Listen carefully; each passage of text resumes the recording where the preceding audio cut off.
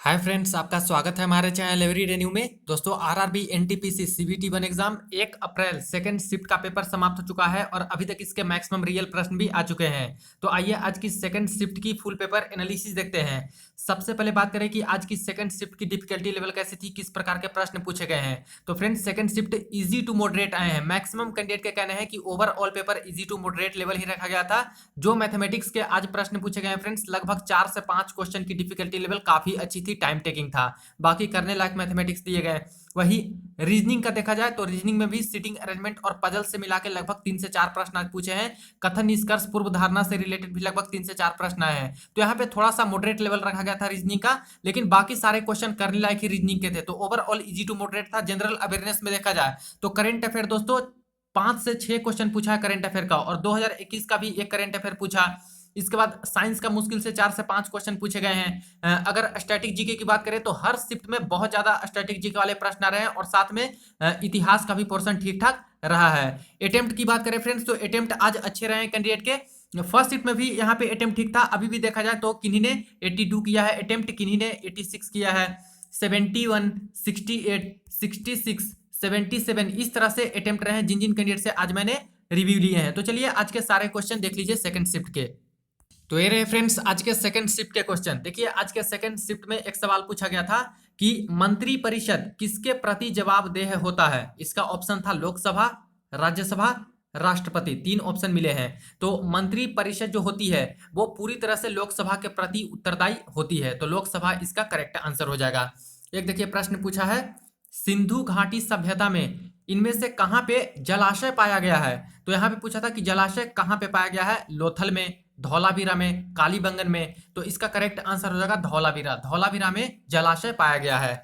इसके बाद और भी पहले भी प्रश्न पूछे गए हैं कि जो ग्रेट बात है यानी कि स्नानागार है वो कहाँ पाया गया है, तो मोहनजोदड़ो में हो जाएगा। उसकी साइज पूछी गई है कि किस तरह की शेप की बनी हुई है। तो सिंधु घाटी सभ्यता से भी काफी पहले भी प्रश्न पूछे हैं, आज ये भी पूछ लिया गया।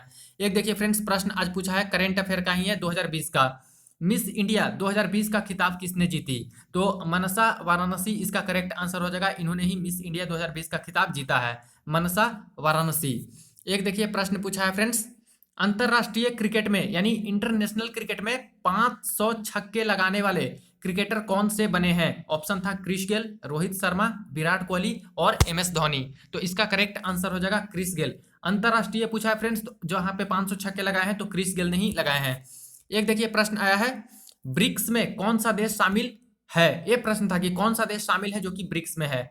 ब्राजील, इंडोनेशिया, कनाडा और सूडान। देखिए जो ब्रिक्स यहाँ पे संस्था है इसमें कौन कौन से देश हैं, तो बी फॉर ब्राजील, यहाँ पे रशिया, इंडिया, चाइना और साउथ अफ्रीका। ऑप्शन के अकॉर्डिंग देखा जाए तो ब्राजील यहाँ पे है, तो ब्राजील करेक्ट आंसर हो जाएगा जो कि ब्रिक्स में शामिल है। बाकी ये तीनों शामिल नहीं है। एक देखिए प्रश्न पूछा है, गुजरात में जो न्यूक्लियर पावर प्लांट है यानी कि परमाणु संयंत्र है गुजरात में, उसका नाम क्या है। वहां पे 4 ऑप्शन था। एक वहां पे काकरपारा भी दिया गया था। तो काकरपारा जो यहाँ पे है फ्रेंड्स न्यूक्लियर पावर प्लांट, वो गुजरात में स्थित है। एक प्रश्न देखिए पूछा गया है फ्रेंड्स कि कौन सा राष्ट्रीय उद्यान यानी नेशनल पार्क है जो कि यूनेस्को के वर्ल्ड हेरिटेज साइट में शामिल किया गया है, यूनेस्को लिस्ट में शामिल किया गया है। अब यहाँ पे ऑप्शन काजीरंगा था, दुधवा नेशनल पार्क था, गिर नेशनल पार्क था। तो कौन सा राष्ट्रीय उद्यान है जो कि यूनेस्को में शामिल है, तो काजीरंगा नेशनल पार्क है जो कि यूनेस्को लिस्ट में शामिल है। सुंदरबन है वो भी यूनेस्को लिस्ट में शामिल है। कंचनजंगा है वो भी यूनेस्को लिस्ट में शामिल है। तो सुंदरबन पहले भी पूछ दिया गया था और आज काजीरंगा का पूछा फ्रेंड्स, तो काजीरंगा भी यूनेस्को लिस्ट में शामिल है जो कि राष्ट्रीय उद्यान है। एक देखिए प्रश्न पूछा है, इतिहास का प्रश्न है, वर्नाकुलर प्रेस एक्ट किसने पारित किया था। Lord Mayo, Lord Ripon, Lord Lytton, Lord Reading. इसका करेक्ट आंसर हो जाएगा लॉर्ड लिटन। लॉर्ड लिटन के द्वारा वर्नाकुलर प्रेस एक्ट पारित किया गया था। इसके बाद देखिए एक प्रश्न पूछा है, रियो ओलंपिक 2016 में कौन सी महिला ने गोल्ड मेडल जीती थी बैडमिंटन में। देखिए बैडमिंटन एकल में महिला कौन सी थी जो कि गोल्ड मेडल जीती थी 2016 में। तो कैरोलिना मारिन थी जिन्होंने गोल्ड मेडल जीती थी, और ये पीवी सिंधु को हरा के गोल्ड मेडल जीती थी, और पीवी सिंधु को सिल्वर मेडल मिला था जो कि सेकंड पोजीशन पे आई थी। तो रियो ओलंपिक 2016 में बैडमिंटन में गोल्ड मेडल जीतने वाली कैरोलिना मारिन। एक देखिए प्रश्न पूछा है, राजाजी नेशनल पार्क किस राज्य में स्थित है। तो Rajaji national park Uttarakhand state में लोकेटेड है। एक प्रश्न पूछा गया है, इंटरनेशनल बैंक ऑफ सेटलमेंट का हेडक्वार्टर कहाँ पे है? तो ये दोस्तों नया क्वेश्चन पूछ लिया गया है। वैसे हेडक्वार्टर से काफी ज्यादा सवाल पहले भी पूछे गए हैं जो कि इजी ही थे या फिर रिपीटेड थे, लेकिन आज इस प्रकार का क्वेश्चन है, इंटरनेशनल बैंक ऑफ सेटलमेंट का हेडक्वार्टर कहाँ पे है? तो बासेल स्विट्जरलैंड में स्थित है। तो बासेल स्विट्जरलैंड में।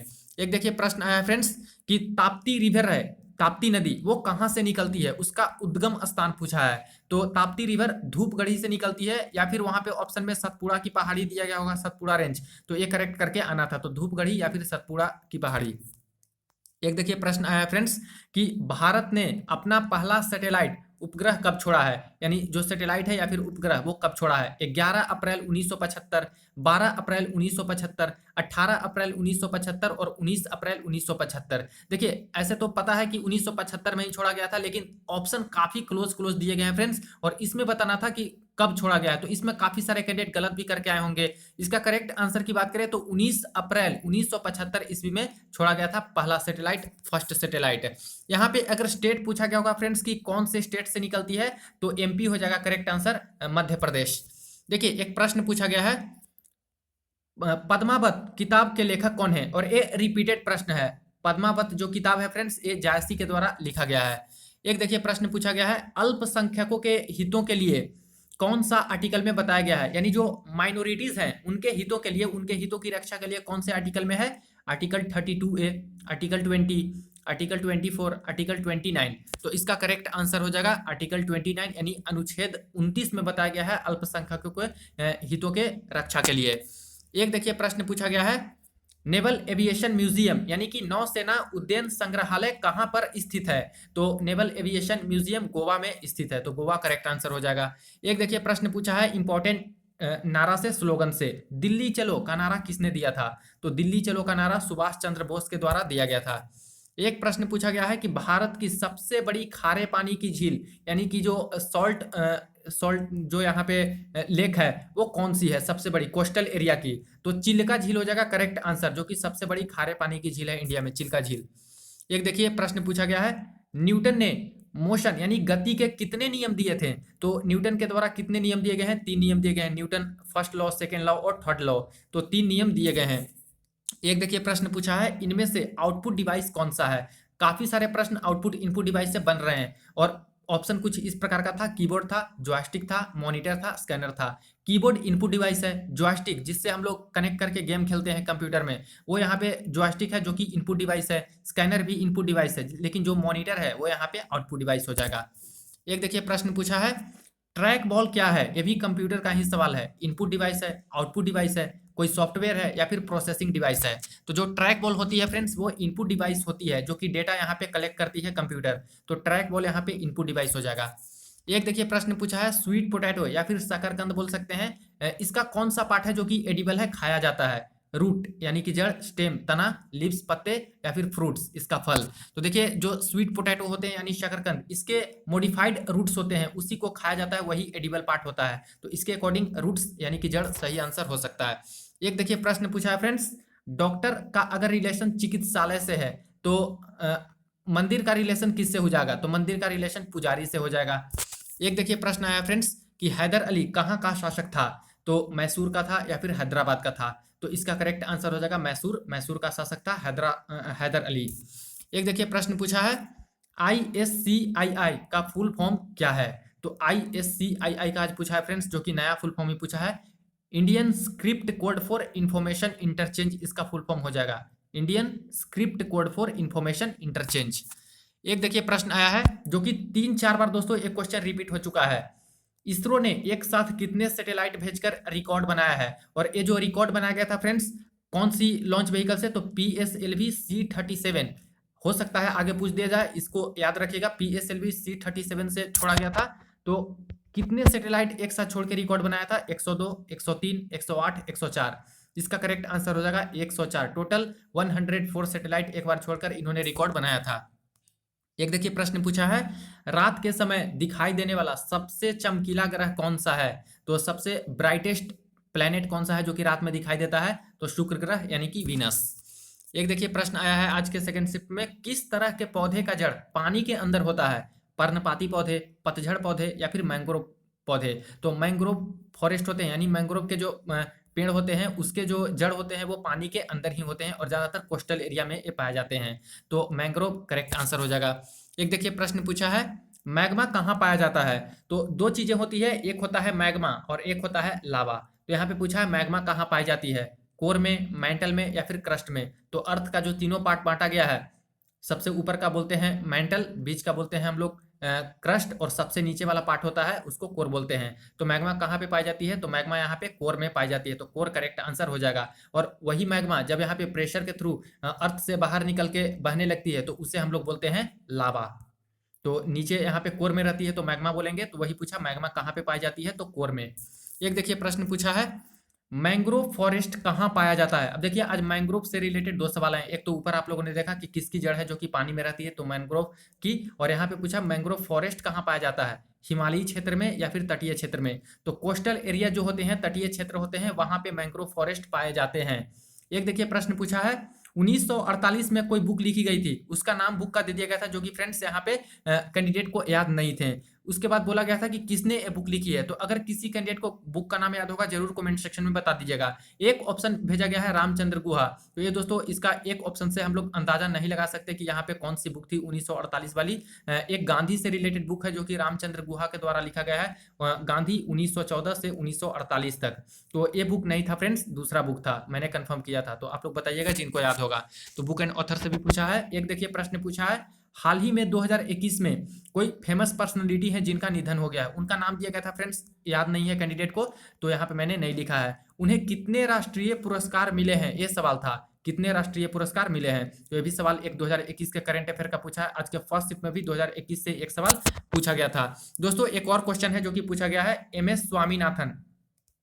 MS स्वामीनाथन जिनको भारत में हरित क्रांति का जनक भी बोला जाता है, हरित क्रांति का, ग्रीन रेवोल्यूशन का, वे कौन थे, ये सवाल पूछा गया था कि MS स्वामीनाथन कौन थे। तो इसका करेक्ट आंसर हो जाएगा, वहां पे ऑप्शन में था एग्रीकल्चरल साइंटिस्ट, एग्रीकल्चरल साइंटिस्ट। तो ये करेक्ट आंसर हो जाएगा। तो 33 क्वेश्चन मुझे मिले हैं आज के सेकंड शिफ्ट में। आप लोगों ने लेवल देखा, आप लोग बताइएगा कि किस प्रकार का लेवल था। ज्यादातर जो क्वेश्चन आज जनरल अवेयरनेस के दिए गए थे वो करने लायक ही प्रश्न दिए गए थे। देखिए मैथमेटिक्स में बात कर लें तो ट्रिगोनोमेट्री से आज 2 सवाल पूछे गए हैं। हाइट एंड डिस्टेंस का एक सवाल पूछा गया था और एक दोस्तों यहाँ पे अच्छा दिया गया था क्वेश्चन। मेंसुरेशन की बात करें तो 1 से 2 सवाल, ज्योमेट्री से 2 क्वेश्चन आए हैं। SICI की बात करें तो 2 सवाल पूछे गए हैं। प्रॉफिट लॉस से 2 क्वेश्चन आए हैं। DI का देखिए आज अलग अलग DI दिया गया था। फर्स्ट शिफ्ट में एक DI देके उस पर 4 क्वेश्चन पूछे थे, लेकिन आज बोला जा रहा है कि सभी DI अलग अलग दिए गए थे, 4 से 5 क्वेश्चन पूछे गए हैं। नंबर सिस्टम का 3 सवाल आया है। LCM HCF का 2 क्वेश्चन, सिंप्लीफिकेशन से 1 से 2 क्वेश्चन, टाइम एंड वर्क का 2 क्वेश्चन, स्पीड टाइम डिस्टेंस से 2 सवाल, परसेंटेज का 1 सवाल, मीन मीडियन मोड का मात्र 1 क्वेश्चन आया था और अलजेब्रा से भी 1 सवाल आया है। अगर बात करें हम लोग रीजनिंग की मेन टॉपिक्स की तो देखिए कथन, निष्कर्ष और पूर्व धारणा से मिला के लगभग 3 सवाल पूछे। सिलोगिज्म वाले 2 क्वेश्चन पूछे। सिटिंग अरेंजमेंट की बात करें तो 2 क्वेश्चन और पजल के भी 2 क्वेश्चन। यानी ये जो 3-4 टॉपिक है फ्रेंड्स, इसी से देख लीजिए अच्छा खासा नंबर ऑफ क्वेश्चन पूछ दिया गया है। लगभग 11-12 क्वेश्चन तो यही सारे टॉपिक से बन गए हैं। इसके बाद कोडिंग डिकोडिंग की बात करें तो 3 सवाल पूछे हैं। सीरीज वाला में यहाँ पे 2 से 3 क्वेश्चन पूछा है। डायरेक्शन यानी दिशा परीक्षण में 2 क्वेश्चन पूछे हैं। एनालॉजी और ऑड वन आउट मिला के 3 क्वेश्चन पूछे हैं लगभग। अल्फाबेटिकल सीरीज और मिसिंग नंबर को मिला के 2 क्वेश्चन। ब्लड रिलेशनशिप से भी यहाँ पे 2 सवाल पूछे गए हैं। तो ये रही फ्रेंड्स आज की सेकंड शिफ्ट की फुल पेपर एनालिसिस। वीडियो को ज्यादा से ज्यादा दोस्तों के साथ आप लोग जरूर शेयर कर दीजिएगा, चैनल को सब्सक्राइब कर दीजिएगा रेलवे भर्ती की पल पल की अपडेट के लिए।